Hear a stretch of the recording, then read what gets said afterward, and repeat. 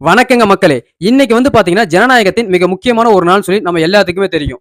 நான் என் ஓட்ட போட்டேன். நீங்க உங்க ஓட்ட போட்டீங்களா? இல்லையா? உங்க ஓட்ட போடாம இருந்தா, தயவு செஞ்சு எல்லாரும் ஓட்டு போடுங்க. உங்க ஓட்ட நீங்க டிஎம்கேக்கு போடுங்க, ஏடிஎம்கேக்கு போடுங்க, ஈவிகேக்கு போடுங்க, என்டிகேக்கு போடுங்க. இவங்க யாருக்கும் போட விருப்பம் இல்லையா? உங்க தொகுதியில நல்லது செய்யணும்னு சொல்லிட்டு, யாராவது ஒரு சுயேட்சை வேட்பாளர் நிப்பாங்க. அவங்களுக்கு போடுங்க. இல்ல எனக்கு யாரு மேல நம்பிக்கை இல்ல. எனக்கு ஜனநாயகத்தின் மீது நம்பிக்கை இல்லைன்னா, நோட்டாவுக்கு உங்க ஓட்ட போடுங்க. ஆனா கம்பல்சரி உங்க ஓட்ட போடுங்க. உங்களோட ஒரு ஓட்டு அடுத்த தலைமுறையின் எதிர்காலத்தையே வந்து தீர்மானிக்கும். ஏன்னா வெறும் ஒரு ஓட்டால வந்து பாத்தீங்கன்னா, இங்க நடந்த சம்பவங்கள் பல இருக்குங்க.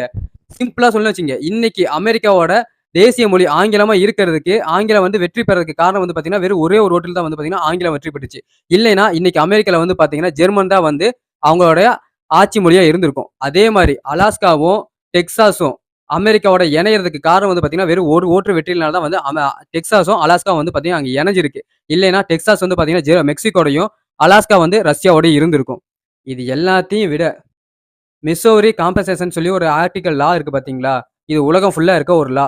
இந்த லா பாஸ் ஆவறதுக்கு காரணமே வந்து பாத்தீங்கன்னா, ஜஸ்ட் ஒரு ஓட்டால தான் பாஸ் ஆச்சு. அதனால தான் வந்து பாத்தீங்கன்னா, இன்னைக்கு அடிமைத்தனம் இல்லாம இருக்கு. வெறும் ஒரே ஒரு ஓட்டால தான் வந்து பாத்தீங்கன்னா, வேர்ல்டு வார் 2வே ஸ்டார்ட் ஆச்சுங்க. புரியலல்ல.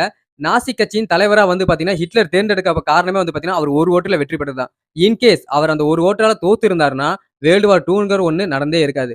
இப்ப புரியுதுங்களா? உங்களோட ஓட்டின் மகிமை. சோ இது எல்லாம் தெரிஞ்சுக்கிட்டு, புரிஞ்சுகிட்டு, கம்பல்சரி எல்லாம் ஓட்டு போடுங்க. அது எந்த கட்சிக்கா வேணா இருக்கட்டும். ஆனா எல்லாரும் ஓட்டு போடுங்க.